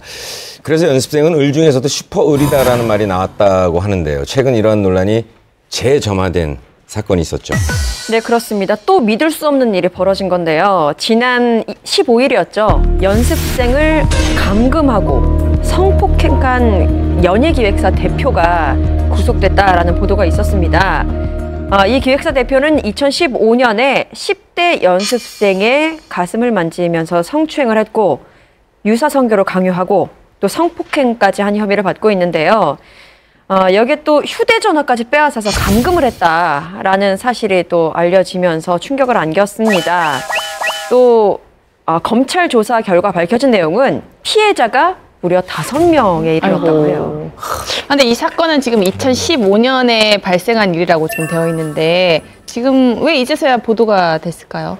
기획사 대표의 아버지가 경찰 간부였다고 해요. 그 신분을 내세워서 신고할 수 없도록 협박을 했다고 하고 결국에 이제 시간이 좀 흘러서 한 연습생의 용기 있게 올해 1월에 신고를 했고 그 먼저 신고한 연습생 이후로 이제 다른 친구들이 신고를 결심한 것으로 알려져 있습니다. 아무리 어린 연습생이라고 해도 당하고만 있는 게 야, 이게 좀 잘못된 일이다라는 걸 깨닫고 있었을 텐데 왜 벗어나지 못했을까요? 그 쉽지 않았죠. 지금 같은 상황에. 지금 박현민 기자가 좀 전에 얘기했듯이 아버지가 경찰 간부라면 또 실제로도 경찰 간부를 내세워서 신고하지 못하도록 그렇게 보이지 않는 어떤 압력을 넣고 만약에 또 탈퇴할 경우에 수억 원의 어떤 위약금. 사실 그 연습생이라든가 연예인 지망생의 치명적인 약점이 바로 위약금입니다. 몇 푼 주지 않고 예를 들어서 3천만 원을 계약금을 했다면 위약은 3배를 물도록 이렇게 하거든요. 그러니까 굉장히 이게 치명적인 약점으로 잡힐 가능성이 많습니다. 이뿐 아니라 소속사 대표가 연습생 4명에게 대출을 받도록 강요를 하고 빌리는 수법으로 그 돈을 가로챈 사건도 있었는데요. 금액이 뭐 적게는 1,000만 원, 많게는 3천만 원 정도 해서 총 8,300여만 원을 대출받아서 대표에게 건넨 사건이 있었어요. 대부업자야. 아이고.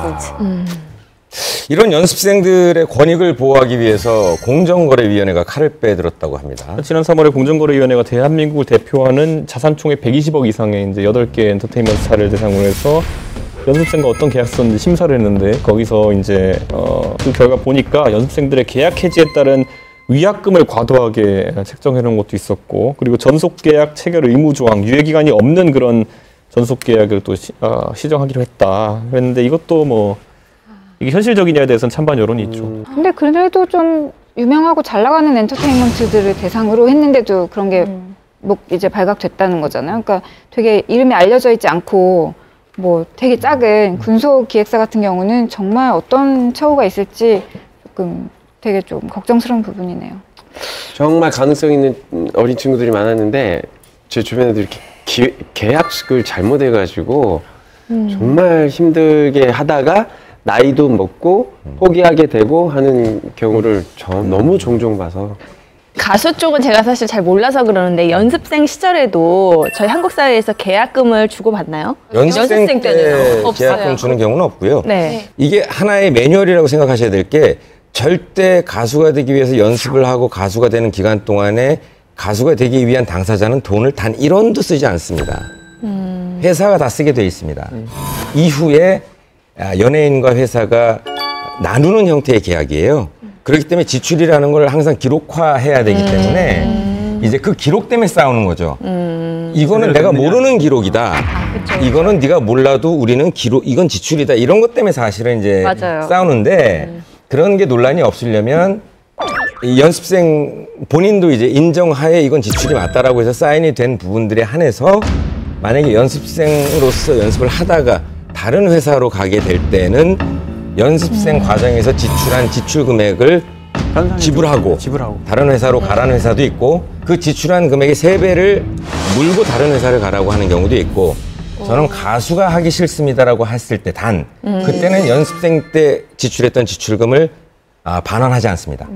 그러니까 가수를 안 할 때 다른 회사로 가는 목적이 아닌 가수가 맞지 않습니다라고 해서 나갈 때는 연습생 당시에 지출했던 지출은 이제 물어주지 않고 나가게 하는 형태가 대부분의 노멀한 형태고 무조건적으로 뭐 위약금을 내라 이런 경우는 그럼 없죠. 이런 건 어떻게 연습생을 했는데 예를 들어 데뷔를 안 시켜줬다. 네. 그래서 다른 회사를 갔다. 그래도 위약을 물어야 되는 거예요? 이제 그런 것들은 사실상 이제 가수에 걸리기 때문에 연습생인 당사자가 사인을 하기 전에 오목조목 조항을 그런 거 다 넣으면 좋아요. 저는 가수를 하고 싶지만 이 회사에서 만약에 뭐 언제까지 이 가수를 시켜주지 않는다든지 이런 것들을 근데 거기에서 그러면 사인 못해. 그럼 안 하는 게 맞죠.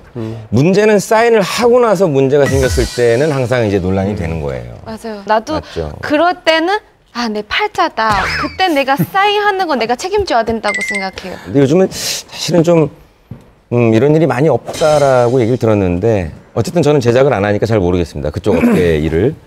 예전에는 많았습니다. 예전에는 뭐 이런 일들이 많았죠. 그러니까 투투 황혜영 씨 같은 경우에 한참 잘 나갈 때는 뭐 하루에 행사가 12개였던 적도 있었다고 해요. 근데 그거를 돈으로 환산해 보면 1억 정도였는데 1년 뒤에 정산을 할 때는 8천만 원을 받았다고 이제 뭐 프로그램 나와서 얘기한 걸 들었어요. 뭐 사실 8천만 원이라고 한다면 당시 금액으로 봤을 때 분명히 큰 돈은 맞아요. 네. 근데 그렇게 행사를 많이 뛰고 1년치 정산이라고 했을 때는 크다고 볼 수는 없거든요. 네. 정확히 소속사 계약이 몇 대 몇으로 됐는지는 모르겠으나 어쨌건 이런 기준에서 이런 금액이 나왔다는 거는 좀 뭔가 부당한 대우였지 않나라는 의문이 들 수 있다는 거죠. 네, 영턱스 클럽의 임성은 씨 있잖아요. 임성은 씨도 과거에 수익 배분이 9대 1이었기 때문에 손에 쥐는 돈이 없었던 거죠. 그래서 탈퇴를 선언했다라고 고백한 바가 있고 또 최고의 아이돌 가수, 1세대 아이돌 가수인 H.O.T의 장우혁 씨도 정말 그때 잘 나가던 당시에도 실질적으로 번 돈이 없었다. 열악한 계약 조건에 대해서 토로한 적이 있습니다. 네.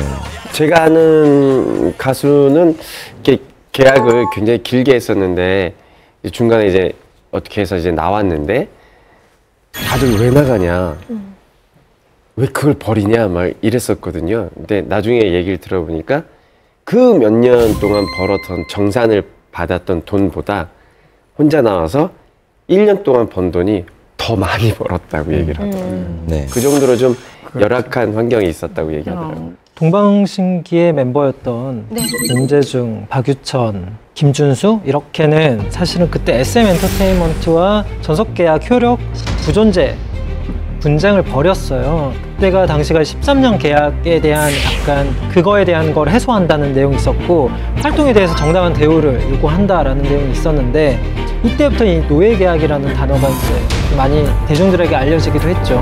어쨌건 2년간의 논쟁 끝에 결국에는 이 세 사람이 승소를 했습니다.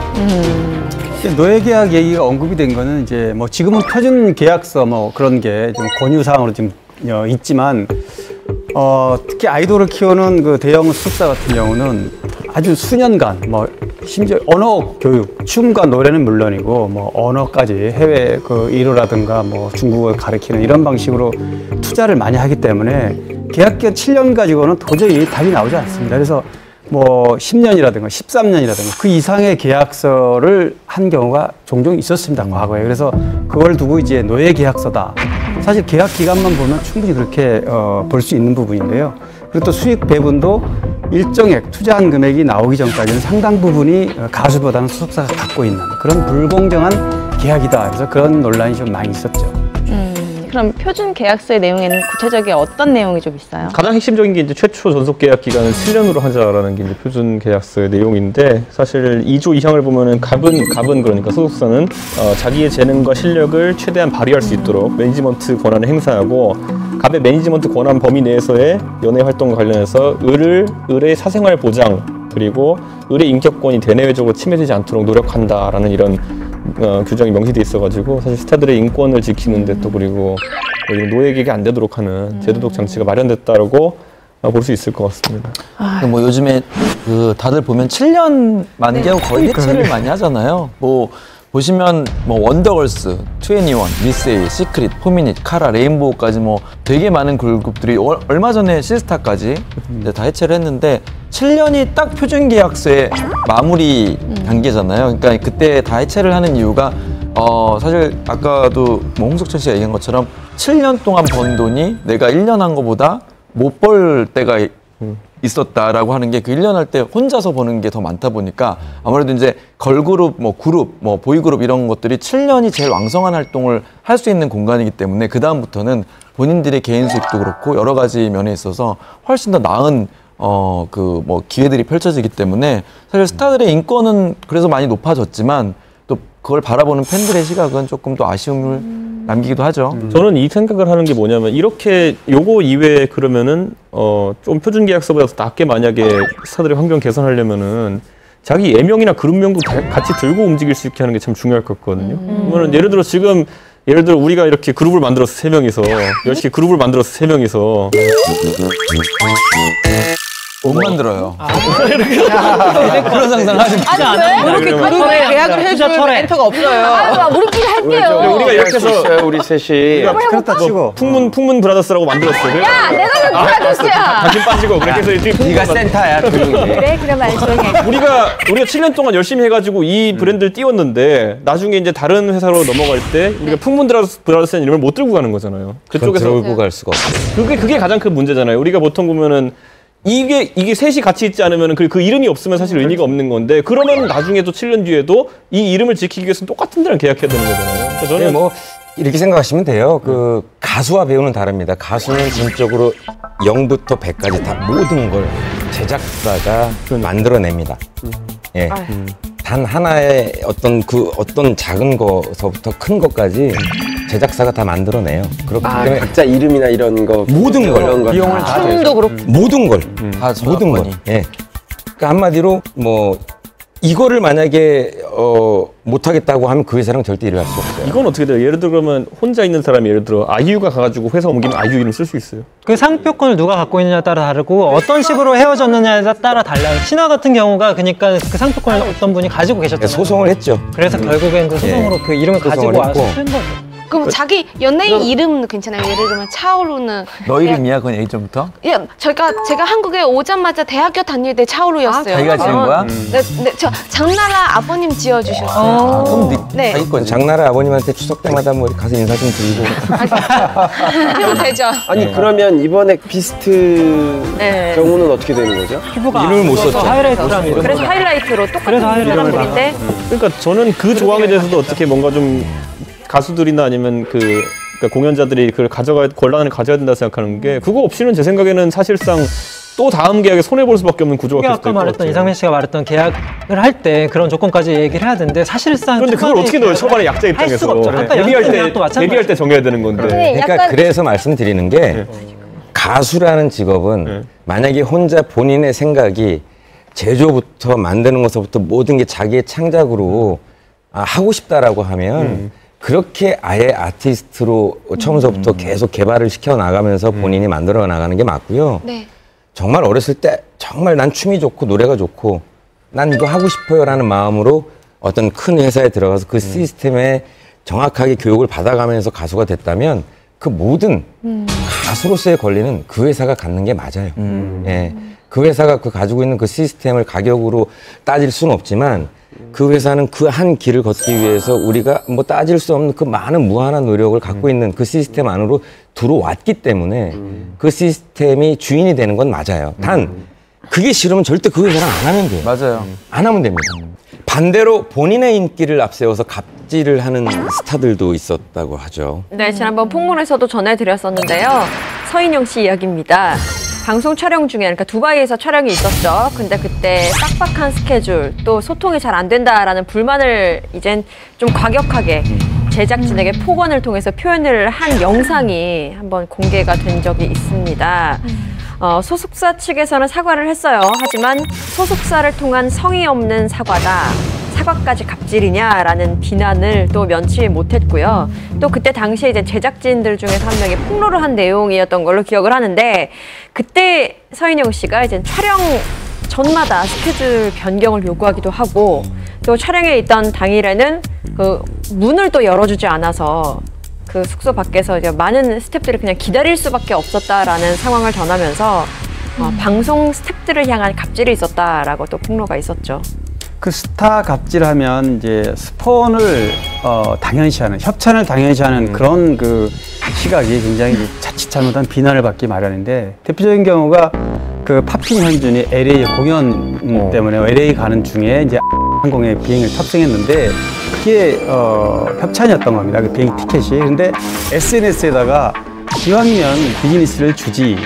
하여간 해주고도 욕먹어요. 이런 좀 표현 문구 자체가 좀 뭔가 그래서 그것 때문에 굉장히 논란이 됐고요. 지금도 협찬독이라는 얘기가 나올 정도로 어쨌든 좋지 않은 이미지로 바뀌어 있습니다. 또 연예인 보호 차원의 갑질이었다라고 해서 논란이 됐던 경우도 있었습니다. 공효진 씨가 모 연극에 출연할 때였는데요. 뭐 친한 배우들이죠. 조인성, 이광수 씨들이 공연장을 찾았는데 당시에 뭐 어떤 설명도 없이 관객들의 통행을 좀 막았다라고 해서 관객들이 좀 지나다니 좀 비판했다라는 얘기들도 있었죠. 네, 그렇다면 혹시 공개되진 않았지만 주변에서 뭐 보고 들으셨거나 뭐 스타들의 갑질에 대해서 좀 들으신 얘기 혹시 있을까요? 사실 스타 갑질은 뻔한 거예요. 아까 얘기했잖아요. 연습생이나 지망생 시절에는 당연히 매니저가 위에서 이렇게 좀 갑질을 하고 하다못해 남녀 연인 사이도 갑을이 있다고 그래요. 누군가 한쪽은 쫓아다니고 한쪽은 좀 이러면은 갑을 관계를 합니다. 연인 관계도. 그런데 뭐 이름을 밝힐 수는 없지만 뭐 유명한 가수는 정말 그야말로 자기가 돈을 많이 벌기 때문에 일단 소속사에 메인이 됐고 그래서 단돈 1원도 자기 돈은 안 쓰는 거지. 첫 번째. 뭐 사례가 굉장히 많은데 일단 자기 뭐 개인적으로 차량이라든가 가족과 관련된 일조차도 그런데 매니저나 소속사는 그렇게 해주지 않으면 또 이 스타 가수가 또 열받거나 조금만 화나면 오히려 더 손해거든요. 그러니까 잘 이렇게 모셔야 되는 이런 그 갑질이 좀 굉장히 들어있죠. 뭐 저도 들은 얘기인데 뭐 화보 촬영을 가잖아요. 뭐 해외 화보 촬영을 간 이제 뭐 요 톱스타 왜 이렇게 떠세요? 되게 망설이고 계시는데요. 나 이런 여자 아닌데. 이런 얘기 안 하셔도 굉장한 되니까. 갑질이셨나 봐요. 이 정도로 떨 정도면 어느 정도일까요? 다음부터 인터뷰 안 할 거죠, 그분이? 네. 궁금하다. 아니 뭐 이름 대고. 이제 해외 촬영을 간 뭐 톱스타 A 양 같은 경우에는 이제 해외 촬영 자체가 좀 비싸잖아요. 네. 어쨌든 뭐 진행비라든지 비싸서 협찬 같은 걸 많이 좀 받아서 가기도 했어요. 과거에는. 그래서 이제 모든 스태프들이 이제 스탠바이를 하고 있는 상황이었는데 그 옆에 쇼핑몰을 딱 본 거예요. 그래서 쇼핑몰 안에 들어가서 몇 시간째 쇼핑을 하고 안 나왔다. 다 스탠바이 대기 중. 촬영을 안 하고? 네. 근데 이제 너무했다. 뭐 협찬사가 다 있으니까 이 촬영을 엎을 수도 없고 다들 그냥 숨지겨 기다렸다는 뭐 이런 얘기도 저도 전해 들은 바 있어요. 기본적인 걸 벗어나면 좀 민망하지 않나요? 이게 사람이 그러니까. 좀 이렇게 그죠? 좀 약간 얼굴 빨개지는 얘기인데 이런 얘기 들으면 참. 근데 옆에서 누가 얘기해주지 않으면 본인이 그거가 근데 그 나쁜지 매니저분이 몰라요. 얘기해주지 근데 않았어요. 매니저는 사실은 그 정도의 슈퍼스타면 그럼요. 매니저도 본인도 통제를 못할 뿐더러 매니저 자체도 자기가 약간 그 연예인 답이라고 생각을 그 매니저분도 같이. 근데 뭐 이런 적도 있어요. 이제 화보 촬영을 하게 되면은 이제 헤어 메이크업 이제 미용실이 협찬을 받잖아요. 이제 그러면 출장이 아닌 경우에는 이제 협찬을 샵에 가서 받고 오면은 이제 이게 이제 협찬을 해주는 거예요. 이제 그런 경우는 이제 꼭 그날 이제 헤어를 스타일링 하는 거는 협찬을 해주는데 이제 컷이 들어가거나 파마를 하거나 하면 이제 돈을 저희가 이제 내야 되는 건가요? 네일 이런 거. 그러니까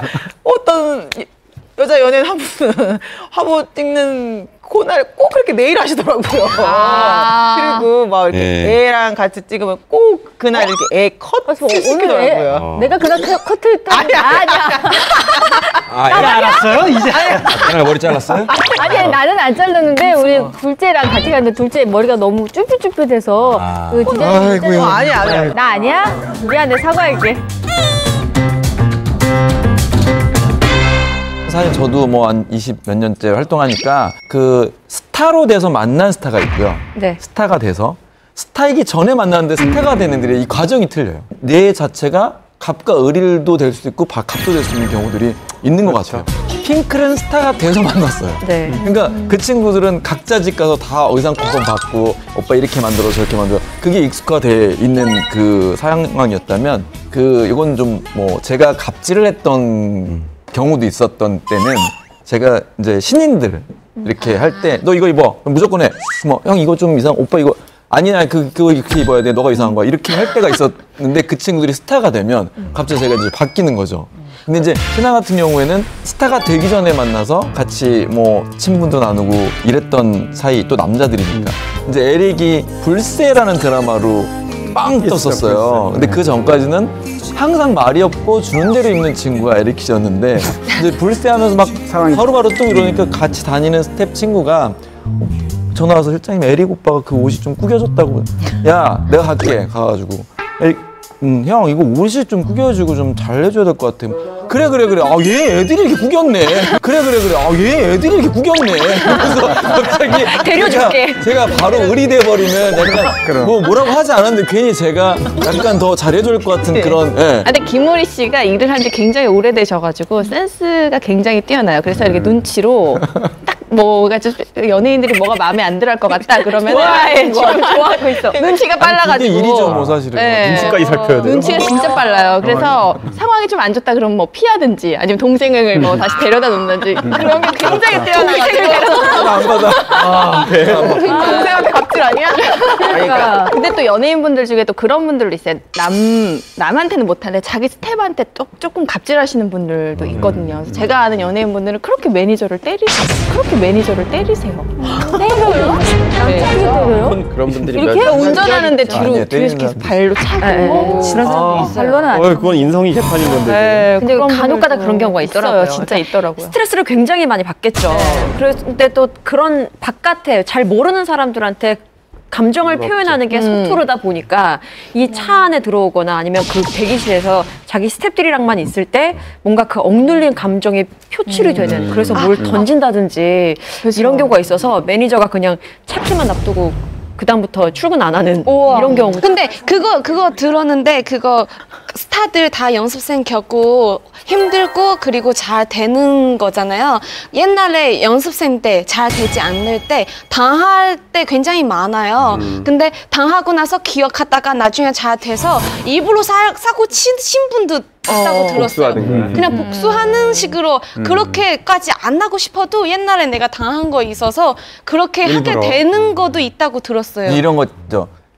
일을 쭉 잘해서 스타가 됐는데 그 매니저 때문에 거기랑 계약 안 할래요. 재계약할 때. 이런 경우도 있어요. 네, 왜냐면 옛날에 그러니까 가장 그 매니저를 자르든가 나를 잡던가 이거구나. 그런 경우도 최고의 갑질인데? 이게 갑질도 보면은 이렇게 계속 로테이션 되는 것 같아요. 악순환이에요. 악순환이에요. 악순환. 맞아요. 제가 아는 사례에서 하나를 보면 악순환. 네. 그 얘기하려고 그러니까 했는데. 모 가수 때문에 너무 마음의 상처를 받은 매니저가 이를 악물고 내가 정말 성공해서 복수하겠다라고 해서 정말 그분이 성공을 했어요. 그래서 이 가수의 출연을 다 못하게 막았어요. 자기가 갖고 있는 매니지먼트에 소속되어 있는 모든 사람들을 이용해서 이 사람의 어떤 출연을 다 막았어요. 근데 정작 이제 이 사람은 자기의 소속 연예인들한테 갑질을 하기 시작하는 거예요, 또. 거꾸로. 그러면서 이제 이 소속 연예인들은 내가 나가면 절대 내가 당신하고는 일을 죽어도 하지 않겠다라고 해서 정말 나와서 성공을 해가지고 또 연예인이 되신 분들이 또 성공한 스타들이. 그러니까 이게 계속 부정적인 내용인데 또 어떻게 보면 또 긍정적인 영향을 끼치네요. 그래서 뭔가 성공을 하고. 네. 아예 나쁘다고 할 수 나쁘다고 할 없네요. 수는 없어요. 나쁘지 마. 아니 자극을 줬잖아요. 원래 그냥 그 정도 열심히 안 하고 싶은데 지금 봤어? 보여주고 싶어서. 이상민 표정이 내가 얘기한 게 이 방향이 아니야. 그러니까 스스로 이겨내는 또 하나의 방법이 될 수는 있지만 그런 일은 있으면 안 되죠. 이게 자극. 그 원래 종편에서 이제 시사 토크 하시는 분들 있잖아요. 보면은 원래 이제 별로 돈도 많이 안 받고 하니까 되게 작가들한테 잘하는 분이 하나 있었어요. 그래가지고 막 이렇게 막 작가들 생일 막 뜨면은 막 이렇게 이모티콘 보내주고 하는 분이 있었어요. 그런데 그분이 진행자가 됐어요. 그 이후에 똑같은 작가랑 일을 하게 됐는데 그 작가가 그만뒀어요. 그러니까 이게 같은 사람인데 위치가 바뀌는 데 따라 가지고 그러니까 시사 패널 출연하던 사람이 진행자가 된 다음에 맨날 소리 지르고 무슨 뭐 주제 잘못 정했다고 막 이렇게 하고 이렇게 하면서 그러니까 사람이 위치에 따라 가지고 변하는 사람도 있어요. 그런 것도 있어요. 그러니까 스타 중에 연기자 쪽은 이제 어렸을 때는 신인이었을 때는 막 저 감독님, 저 작가분 하고 한 번만 하고 싶어서 막 작은 역이라도 주십시오 하잖아요. 그게 자세잖아요. 근데 어찌 하다 보니까 그런 기회를 줘서 갑자기 떴어. 뻑뻑 스타가 된 거예요. 그럼 나중에 이쪽 이제 감독님, 작가분 측에서는 다음 작품에 저 친구 쓰고 싶어서 야 우리 옛날 한 번 더 하자. 그러면 뭐 대본 먼저 뭐 매니저 통해서 매니저 주세요. 통해서 뭐 이제 드라마에 나온 것처럼. 네, 이렇게 바뀌는 경우가 굉장히 많아서 이제 작가님이나 감독님들이 야 진짜 인성 좋은 배우들 정말 사랑하는 배우들은 끝까지 사랑하시더라고요. 그걸 지켜주는 탑스타들을 보면 맞아요. 있어요 그런 배우들이. 아니 근데 김우리 씨도 사실 이제는 뭐 거의 스타일리스트잖아요. 예전에는 사실 의뢰 입장에 있었다고 하시는데 사실 지금은 사실 약간의 가배 입장이 있을 수 있거든요. 뭐 이런 거 있죠. 내 연예인 뭘 입혀야 되는데, 예를 들면 한은정 씨를 뭘 입히고 싶어? 근데 그 브랜드에서 대표님 저희 한은정 씨 말고 딴 뭐 그럼 너 진짜 그러면 여기서 이 브랜드 다 싹 죽여버린다고 이런 식으로 갑질이라기보다 내 스타일을 위해서 싸워야지만이 내가 내 스타일을 입힐 수 있기 때문에 어떤 일에 대한 유명해요 김우리 씨 같이. 아유 스타일리스트계에서 아주 유명합니다. 스타일리스트에서 영향력이 그만큼 있다. 가불이라고 사실은 갑질이라는 개념이 자꾸 우리가 이게 조금 퇴색되는데 이 고집과 갑질의 경계선을 정확하게 해야 될 것 같습니다. 그래요. 근데 이제 내가 맡은 스타가 누구로 인해서 2등, 3등 되는 게 너무 싫거든요, 사실은. 진짜 나한테는 항상 1등인데. 그러니까 오히려 스타들이 조금 더 그렇게 뭔가 해왔을 때 칭찬해주고 왜 그 자식과 부모라도 칭찬이 자식을 크게 만든단 말처럼 그렇게 좀 예뻐해주고 잘한 거에 대해서는 칭찬해주면 더 열심히 일할 사람들이 스텝이 아닌가라는 생각이 듭니다. 사람 위에 사람 없고 사람 아래 사람 없다는 말이 있죠. 당신이 소중한 만큼 상대방도 소중하고 당신이 특별한 만큼 상대방도 특별하다는 사실을 잊지 말아야 되겠습니다. 네, 오늘 저희가 준비한 풍문은 여기까지입니다. 다음 시간엔 더 솔깃하고 뜨거운 풍문으로 찾아오겠습니다. 여러분 고맙습니다. 감사합니다. 고생하셨습니다. 그래